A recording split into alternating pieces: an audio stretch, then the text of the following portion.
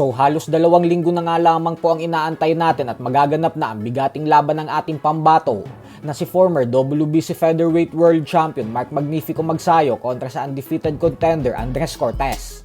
At bagamat nga po nagawang talunin via technical knockout ni Magsayo ang former world title challenger Firgal McCrory nitong nakalipas na buwan ng Abril lamang, sa kauna-unahang laban niya sa 135-pound lightweight division, ay sinabi ng boxing analyst Attorney Ed Tolentino sa kanyang inilabas na artikulo sa Manila Times na hindi pa daw talaga totoong nasusubukan si Magsayo sa lightweight division at ang laban nito kontra kay Cortez ang susubok sa kanya sa nasabing dibisyon. Bukod dyan ay ibinida din ni Tolentino na hindi na bago kay Cortez na lumaban sa mga Pilipinong boksingero dahil pinataob na nito ang mga pambato natin na sina Genesis Servania at Mark Bernaldez. Subalit giit nga po ni Tolentino na ibahin daw ni Cortez si Magsayo kay Servania at Bernaldez dahil hindi umano si Magsayo yung tipo ng fighter na umaatras sa palitan ng suntok. Kaya sasabayan daw talaga ni Magnifico si Cortez kung sakaling magdesisyon itong maging agresibo. Dagdag pa nito na mga dekalibring fighter din ang mga hinarap ni Magsayo kagaya ng mga world champions na sina Gary Russell Jr., Ray Vargas at Brandon Figueroa. Ganun pa man ay sinabi din ni Tolentino na bukod sa masusubukan na si Magsayo sa lightweight division sa laban niya kay Cortez, ay dito rin umano masusubukan ang stamina ng ating pambato dahil si Cortez umano yung tipo ng fighter na gustong pagurin ang kanyang mga kalaban sa pamamagitan ng pagbibigay ng walang tigil na pressure sa buong laban, lalo pat alam daw nito kung paano puntiryahin ang mga bodega ng kanyang mga katunggali, habang si Magsayo naman umano ay di hamak na mas lamang pagdating sa bagsik ng kamao, kaya abangan at suportahan po natin si Magnifico sa laban niya.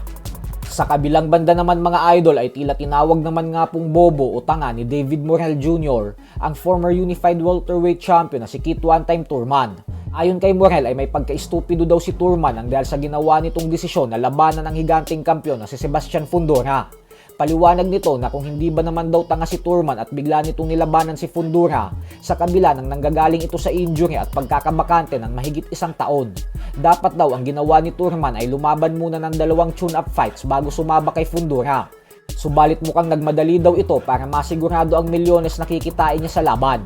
Giit ni Morrell na nanghihinayang lang umano siya para kay Turman kasi kaya naman daw talaga sana nitong talunin si Fundora kung nagpagpag lang muna ito ng kalawang, lalo pat may edad na rin daw ito. Samantala, tila winalanhiya naman nga po ng WBO ang ating pambato na si Charlie Suarez dahil matapos nilang mangako na ibibigay na agad nila kay Suarez ang rematch kontra kay Emmanuel Navarrete, ay naglabas na ito ng official announcement kahapon na pumapayag na silang wag munang makipag-rematch si Navarrete sa ating kababayan at tumuloy na ito sa isang unification fight laban sa WBC World Champion o Shaki Foster.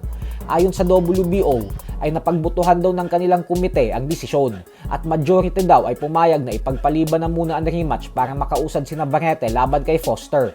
Pero ganun pa man ay sinabi naman ng WBO na ang kondisyon nito ay ang mananalo sa laban ng dalawa ay kailangang labanan agad si Suarez sa loob ng 6 na buwan. Pero ang problema din dito ay hindi na bumabata si Suarez dahil may edad na itong 38 years old.